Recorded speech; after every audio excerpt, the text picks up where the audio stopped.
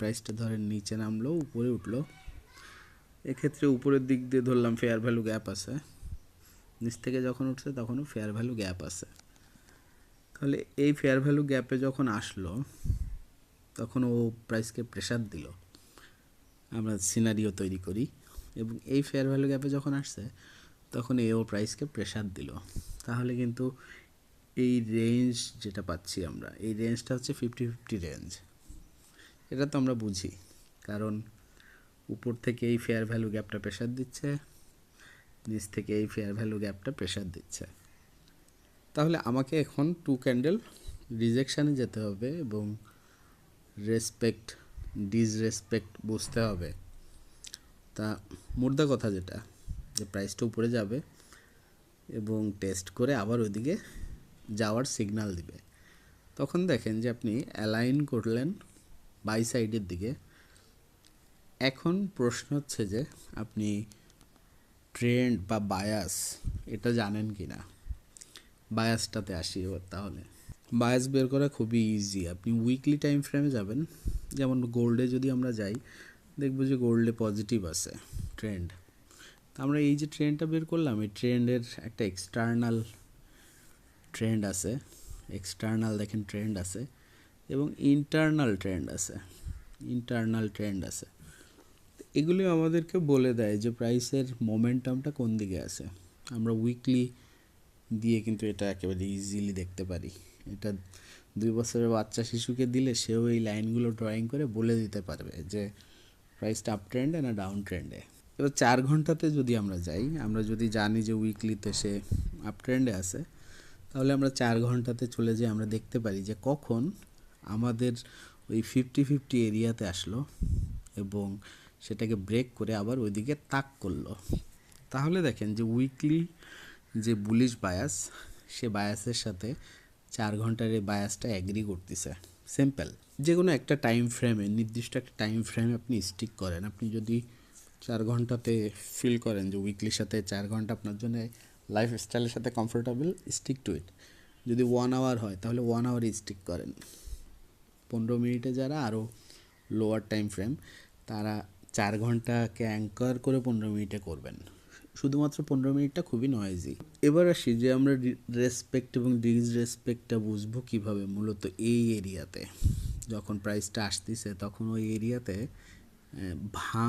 ভাঙে দেওয়ার পরে সুইপ করে আবার কিন্তু নিচে পড়ে যাইতে পারে, ওটাকে আমরা জানবো। তো ওটা ক্যান্ডেল দিয়ে আমরা সায়েন্সটা বুঝেই জানা যাচ্ছে।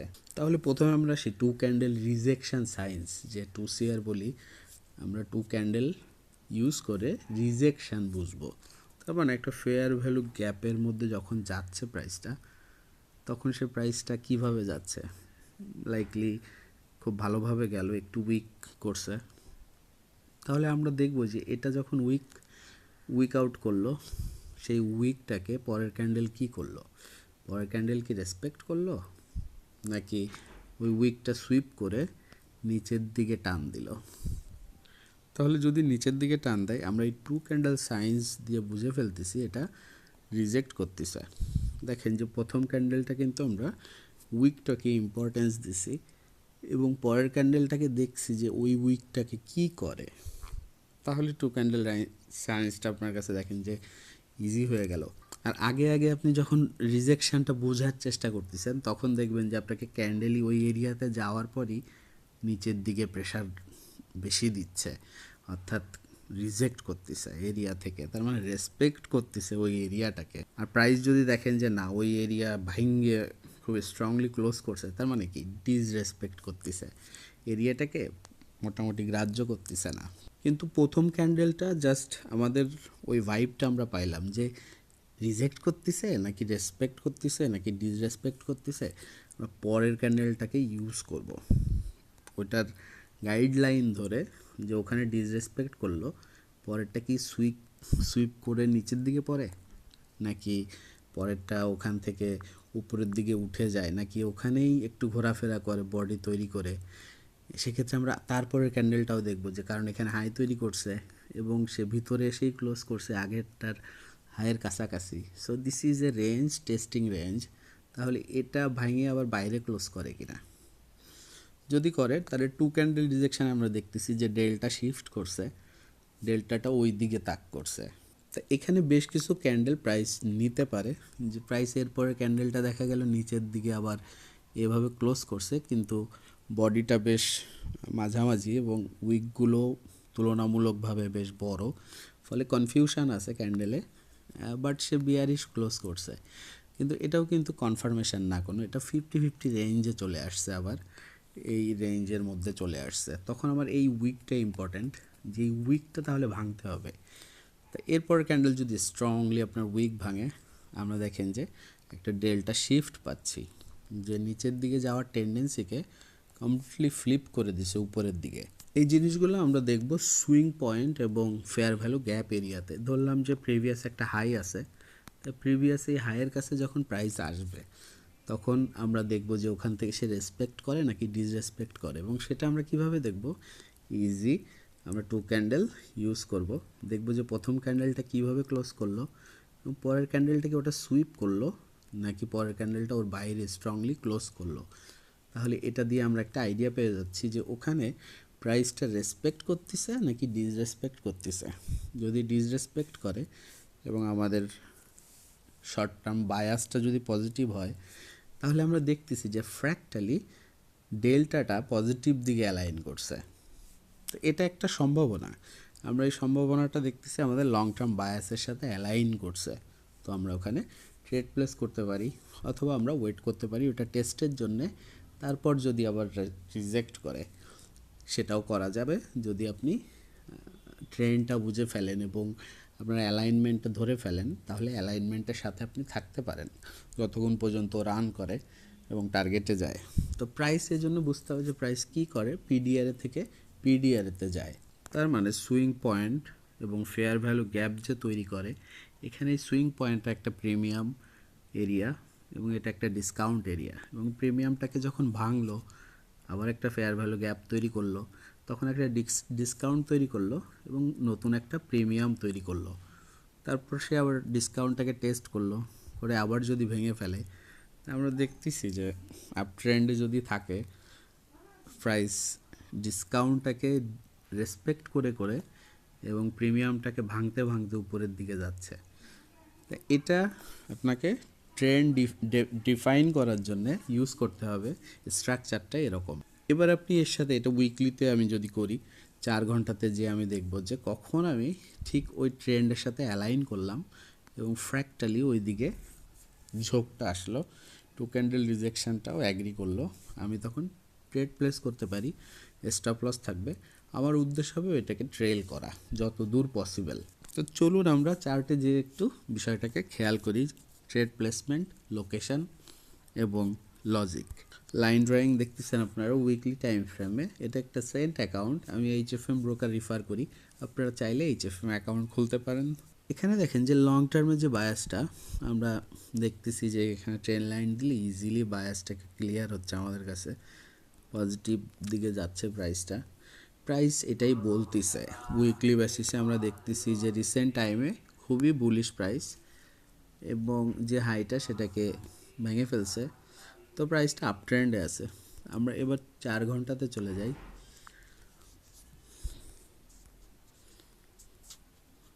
তো দেখেন যে 4 ঘন্টাতে আসার সাথে সাথে আপনার কাজ বাড়লো।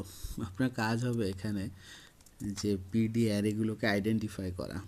তা আপনি এটা যখন করতেছেন, রিসেন্ট পিডিআর এটা এখানে দেখেন যে ফেয়ার ভ্যালু গ্যাপটা এখানে আছে।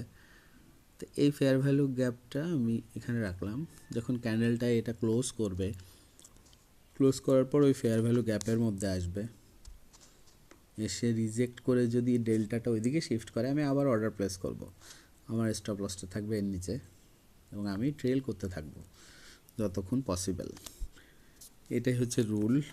এবং এখানে আপনি ট্রেন্ড বেসিসে যদি দেখেন যে 4 ঘন্টার বেসিসে আপ ট্রেন্ডে আছে, রিসেন্ট আপনার যে ট্রেন্ডটা তৈরি হচ্ছিল স্টিফলি, ওটা কিছুটা দেখেন যে এখানে কনসলিডেশন ফেজের দিকে যাচ্ছে, অর্থাৎ স্লোপটা দেখেন 45 ডিগ্রি অ্যাঙ্গেলে আসছে, এখানে অনেকটা 70 ডিগ্রি অ্যাঙ্গেলে ছিল, যেটার একটা ডিনোমিনেশন আমরা দেখতেছি। ফলে ট্রেন্ডটা পজিটিভ আছে, কিন্তু ট্রেন্ডের মধ্যে কিছুটা কনসলিডেশন নেচারও আছে এবং 4 ঘন্টাতে আমরা দেখতেছি steel price is extremely bullish.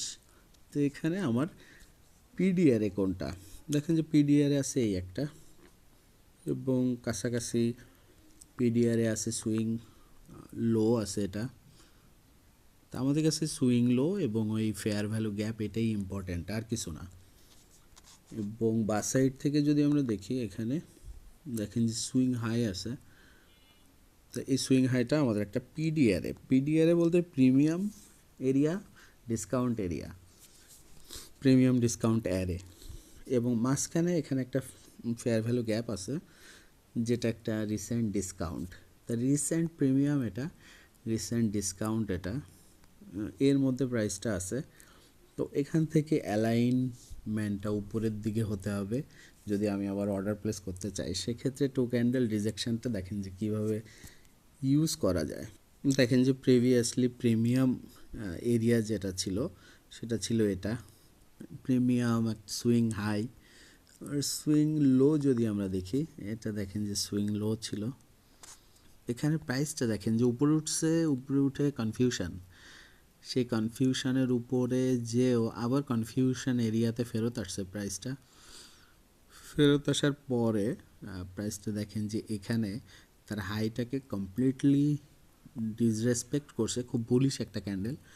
তো ডেলটা শিফট হয়েছে এখানে, কারণ এটা যদি প্রথম ক্যান্ডেল হয়, সেকেন্ড ক্যান্ডেলটা বলতেছে যে আমি উপরটা সুইপ করে মোটামুটি বিয়ারিশ ক্লোজ করছি, তো আমি নিচের দিকে যাব। তো নিচের দিকে যাওয়ার কথা পরের ক্যান্ডেলটা, কিন্তু পরের ক্যান্ডেলটা নিচে কিছুটা যাইতে যায়ও ফাইনালি দেখেন যে খুব স্ট্রংলি বুলিশ ক্লোজ করছে। তো এটা একটা ডেল্টা শিফট এবং আপনার একটা ইকুইলিব্রিয়াম এরিয়া থেকে ডেল্টাটা শিফট করছে পজিটিভ দিকে, যেটা আপনাকে বলতেছে যে প্রাইসটা বুলিশ। এবং আপনি তখন অর্ডার প্লেস করবেন, স্টপ লসটা এর নিচে থাকবে এবং আপনি ট্রেডটা ট্রেল করবেন। এটাই এখানে আমরা করতেছি। আমাদের যদি লস হয় সেই লসগুলো যেন ছোট হয় এবং প্রফিটগুলো আমরা যখন নিব সেগুলো খুব বড় হবে এবং পজিশন অ্যাড করব আমরা যখনই দেখব যে হ্যাঁ আমাদের দিকে অ্যালাইন করে গেছে, প্রিমিয়ামটা দিকে যাচ্ছে আবার ডাউন ট্রেন্ডের ক্ষেত্রে ডিসকাউন্টের দিকে, এবং আমরা অলরেডি একটা পজিশন নিয়ে আসি এবং আবার পুনরায় ওই দিকে যাওয়ার জন্য অ্যালাইন করছে, তাহলে আমরা সাথে সাথে আর একটা ট্রেড ওপেন করতে পারি যেটা পজিশনাল অ্যাডিং। সেই ট্রেডটার সাইজটা হবে প্রথম ট্রেডের অর্ধেক। এই ট্রেডিং সিস্টেমের চ্যালেঞ্জ কী? এই ট্রেডিং সিস্টেমের মূল চ্যালেঞ্জ, আপনি যে কোনো সিস্টেমেরই যেটা আপনার চ্যালেঞ্জ সেটাই যে আপনি ঠিক যেই সময় ট্রেড করবেন, যেই লোকেশানে ট্রেড করবেন, ওটা রিভিল করতে হবে আপনাকে। প্রাইস ওটা রিভিল করবে। যে রিভিলটা না করা পর্যন্ত আপনি মার্কেটে জড়াবেন না। তো অবজারভেশন করতে থাকা একটা আমাদের সাইকোলজিক্যাল প্রবলেম সবার ক্ষেত্রেই, যে আমরা অবজার্ভ করতে করতে বিরক্ত হয়ে যাই, ট্রেড দিয়ে বসি। তখন নিয়ম এগুলো আমাদের মাথায় কাজ করে না। আমরা এটা কেন করি? বিকজ আমরা ওই সময় আমাদের অ্যামিগডালা আমাদের বডিতে ফোর্স করে এবং আমাদেরকে অ্যাকশান নেওয়া হয় যে তুমি স্ট্রেসড হয়ে যাই আমরা অনেক, এবং সেই স্ট্রেস থেকে আমাদের ভিতরে একটা ট্রিগার তৈরি হয় যে কীভাবে স্ট্রেস থেকে পরিত্রাণ পাওয়া যায়। তখন আমরা ওটা থেকে বাঁচার জন্যে আমরা ক্লিক করি, করে একটা অর্ডার যখন রানিং করে ফেলি তখন আমাদের মাথার মধ্যে একটা স্যাটিসফ্যাকশান কাজ করে যে এখন প্রবাবলি টাকা আসবে, উন্নতি হবে। আমাদের ব্রেনটা ওইভাবেই তৈরি, এটা আপনাকে আগে বুঝতে হবে। এখানে কমপ্লিটলি নিজেকে ডিভাইস করতে হবে অল্টারনেটিভ ওয়েতে। সেটা কি? মার্কেট দেখেন যতক্ষণ না আপনাকে ওই ক্রাইটেরিয়াটা শো করতেছে ততক্ষণ পর্যন্ত কিন্তু আপনি লিগালি স্পিকিং এবং অ্যাজ পার রুল আপনি কিন্তু ততক্ষণ অ্যালাইন করেন না আপনার ট্রেন্ডের দিকে। তাহলে আপনি তার আগে যদি ডিসিশান নেন, এটা আপনাকে আপনার সাবকনশাস, আপনার ইনটুইটিভ ব্রেন কন্ট্রোল নিয়ে আপনার ইমোশনকে কাজে লাগায় একটা বাজে ট্রেড প্লেস করতেছে। এটা থেকে বিরত থাকার উপায় কি? উপায় হচ্ছে লস অ্যাসেসমেন্ট করা। লস অ্যাসেসমেন্ট প্রসঙ্গে একটা গুরুত্বপূর্ণ বিষয় আপনাদের জানা দরকার, যে আপনি সারফেস লেভেলে চিন্তা করলে হবে না। আমি লস অ্যাসেসমেন্ট বলতে বোঝাচ্ছি না যে আপনি সারফেস লেভেলে এই চিন্তা করতেছেন যে আমার লস এত হলো, আমার এটা পোষাইতে হবে, আমি লস করছি এটা সিস্টেমের কারণে করছি, বা আমি ভুল ট্রেড করছি বলে আমার লস হয়েছে, বা আমি ওই সময় ব্যস্ত ছিলাম বলে আমি ট্রেডটা ম্যানেজ করতে পারি নাই বলে লস হয়েছে, তা না হলে প্রফিট হইতো। এগুলোর রিজন হচ্ছে সারফেস লেভেল রিজন। আপনার সারফেস লেভেল রিজন থেকে বেরোয় আসতে হবে, আপনাকে অ্যাকুরেসি আনতে হবে আপনার ডিসিশন মেকিংয়ে। সেটা করার উপায় কী? উপায় হচ্ছে একই সিস্টেমে আপনি ট্রেড নিয়ে জার্নালিং করা, এবং সেই জার্নালিংয়ের সময় আপনি সাইকোলজিক্যালি ট্র্যাক করা অ্যাটলিস্ট 20টা ট্রেড, যে আমি এই ট্রেডটার রুল কী, লোকেশান কী, কখন অ্যালাইনমেন্টটা হবে, এবং আমি কোন রুল বেসিসে আমি ট্রেডটা নিব। এটা টোটাল একটা প্ল্যান আপনার কাছে থাকবে, যে প্ল্যানটা বেসিসেই আপনি ট্রেড করবেন। খালি না হলে আপনি অবজার্ভ করবেন, এবং observation is part of trading. যে আপনি যদি 3 ঘন্টা 4 ঘন্টা, এই ক্ষেত্রে 4 ঘন্টার চার্টে আপনি ট্রেড করলে প্রায় 1 দিন 1.5 দিন আপনার খালি অবজার্ভই করতে হবে, কারণ আপনার মার্কেটটা ওই জায়গায় আসতে, ওই লোকেশানে আসতে, ওই ক্রাইটেরিয়াটা রিভিল করতে অতটা সময় ওই টাইম ফ্রেমে নেয়। এটা আপনি স্বীকার করে নিতে হবে, এবং তখনই আপনি ট্রেড করবেন। আদার দ্যান দ্যাট না। এটা যদি আপনি করতে না পারেন, এটা আপনার একটা 96-7% লোকজন এটা পারে না, রিটেল ট্রেডাররা, তাদের মতো হয়ে গেলেন, আপনি প্রফেশনাল হতে পারলেন না। তা এর জন্য আপনার নিজে পার্সোনাল কিছু মেকানিক্স ডেভেলপ করার প্রয়োজন আছে, যেটা বলবো আমি, যে আপনার বায়োলজিতে একটা ব্রিদিং সিস্টেম তৈরি করা। যখন আপনি দেখতেছেন যে আপনি খুব ট্রিগার্ড হচ্ছেন ট্রেড নেওয়ার জন্যে, রুলের বাইরে যাওয়ার জন্যে, তখনই আপনার নিজেকে কন্ট্রোলে আনা, ইমোশনগুলোকে অবজার্ভ করা, লিপিবদ্ধ করা, যে কেন ঠিক ওই সময় কোন কারণে আমাকে ফাইন্যান্সিয়াল কোন বিষয়টা আমার মাথায় আইসে আমাকে ট্রেড নিতে, এক্সিকিউট করতে ইন্সপায়ার করতেছে, সেটাকে ধরে ফেলা, নামকরণ করে। হতে পারে আপনার বউকে টাকা দিতে হবে তার শপিংয়ের জন্যে, 20,000 টাকা চাইছে সে, আপনি ট্রেড নেওয়ার সময় যদি ওই বিষয়টা চলে আসে অবজারভেশন টাইমে, তো দ্যাটস এ ইমোশন যেটা আপনার ট্রিগার করলো। আপনি যখনই ধরে ফেললেন তখনই আপনি ওটাকে নিরাময় করতে পারেন। এখানে নিরাময়ের উপায় হচ্ছে যে সাথে সাথে নিজেকে ব্যাকডাউন করা প্ল্যাটফর্ম থেকে, লজিকে ফেরত যাওয়া, এবং একটা ব্রিদিং তৈরি করে আপনার অ্যামিগডালা যাতে আপনার রক্ত হয়ে আপনার হাতে এসে প্রেশার তৈরি করে আপনাকে এক্সিকিউট না করায়, এটার জন্য একটা ব্রিদিং হ্যাবিট তৈরি করা। যেমন আপনি একটানা 3-4টা নিঃশ্বাস নিলেন ওই সময়, যেটাকে আমরা পাওয়ার ব্রিদিং বলতেছি। এতে কি হবে, আপনার যে ভগাস নার্ভগুলো তৈরি হয় আমরা যখন এক্সিকিউট করি, আপনি যদি সাইকোলজিক্যালি বোঝেন যে আমাদের বায়ো কীভাবে ডেভেলপড, যে আমাদের ভিতরে সার্কিট আছে, যে সার্কিটগুলো সব আমাদের বডির যেই পার্টসপাতি আছে সেগুলোর সাথে কানেক্টেড হয়ে একটা জালের মতো আমাদের শরীরে বিছায় আছে, এবং সেটা ব্রেনের সাথে কানেক্টেড, এবং প্রত্যেকটা জায়গায় ঠিক আছে কি না খোঁজ নিচ্ছে সব সময়। তা আমাদের স্ট্রেস তার একটা অন্তর্গত, যে সে স্ট্রেস ডেভেলপ করতেছে তার বেসিসে। এখন সেই স্ট্রেসটা আমাদের একটা ইমোশন ডেভেলপ করাচ্ছে, যে ইমোশনগুলো সাবকনশিয়াসলি আমার সারাউন্ডিংস থেকে পাওয়া বা আমার লাইফস্টাইল বেসিসে, যেটা ট্রেডিংয়ের সাথে কোনো সম্পর্ক নেই, এবং সেটা আমাকে কন্ট্রোল করতেছে, করে আমাকে এক্সিকিউট করাচ্ছে। যেমন আমার বউয়েরকে টাকা দিতে হবে, তাহলে আমি যে বসে আছি ট্রেডটা আমি নিচ্ছি না, এতে করে আমার একটা ক্ষতি হচ্ছে, আপনার ব্রেন আপনাকে এটা বলতেছে, তাহলে এটা বিপদ, বিপদ, তুমি ট্রেড নাও। এবং আপনি যেই ট্রেড নিলেন সাথে সাথেই হয়তো স্টপ লস হিট করলো, আপনি এবার নিজে বলতেছেন আল্লাহ এটা রুলে আসে না, আমি কেন ট্রেডটা নিলাম।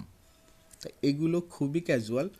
এগুলো থেকে বেরোনোর উপায় হচ্ছে নিজেকে খাতা কলমে বুঝে ফেলা, যে আমি পার্সনটা এই, ব্যক্তিগতভাবে আমি এবং আমার ভিতরকার বিষয়গুলো এই, আমার উইকনেস এই, ভয় এই, ইনসিকিউরিটিগুলো এইগুলো, এবং সেগুলোকে মাইনে নিয়ে ট্রেডিংয়ের লোকেশানে ওয়েট করে জাস্ট ওই সময় কোয়ালিটি ট্রেডটা প্লেস করা। এটা যখন আপনি করা শিখবেন, এটার বেনিফিট হচ্ছে যে আপনি সব কিছু দেখেন যে কনসিয়াসলি অবজার্ভ করতেছেন এবং সব কিছু কনসিয়াসলি করতেছেন, এবং স্টপ লসগুলো যেগুলো হিট করতেছে, লস হচ্ছে, সেগুলো আপনি স্টাডি করা এবং প্রত্যেকটা ডিসিশানই প্রি প্ল্যান্ড। কোনো ডিসিশান এমন নেই যে আপনি মাঠে যে সিদ্ধান্ত নিচ্ছেন, সব কিছুই আগে থেকে আপনি প্ল্যান করা। আপনার লস কীরকম হবে, তার এগেনস্টে আপনার প্রফিট ফ্যাক্টর কেমন, এগুলো আপনার অ্যানালাইসিস করা। তা আমি বলবো আপনারা একেবারে নতুন হলে দিজ আ লট। এটার জন্য আপনি যেটা করবেন, শুরু যেভাবে করবেন যে মেন্টর নেবেন। আপনার একটা মেন্টর প্রয়োজন যে আপনাকে সারফেস লেভেল থেকে বের করে একেবারেই লজিক্যাল যে পার্সপেক্টিভগুলো, অকশন থিওরি বোঝা, এখানে প্রিমিয়াম ডিসকাউন্ট বোঝা, অ্যালাইন করা শেখা, ট্রেন্ড বোঝা, বায়াস, এবং তার অ্যাঙ্গেলে আপনি আপনার লাইফস্টাইলে ট্রেডিংটাকে ইনক্লুড করা, এবং সেটা আপনার একটা লাইফস্টাইল। আশা করি বন্ধুরা অনেক উপকার হবে। আপনাদের যদি কোনো প্রশ্ন থাকে কমেন্ট বক্সে প্রশ্ন করবেন। অনেক পুরাতন যারা আছেন আমার চ্যানেলে অনেক দিন ধরে, কৃতজ্ঞতা অনেক। আপনাদের কোনো কোয়ারি থাকে বা হেল্প লাগলে I am open always. I hope যে আপনারা সবাই ভালোই আছেন। আসসালামু আলাইকুম।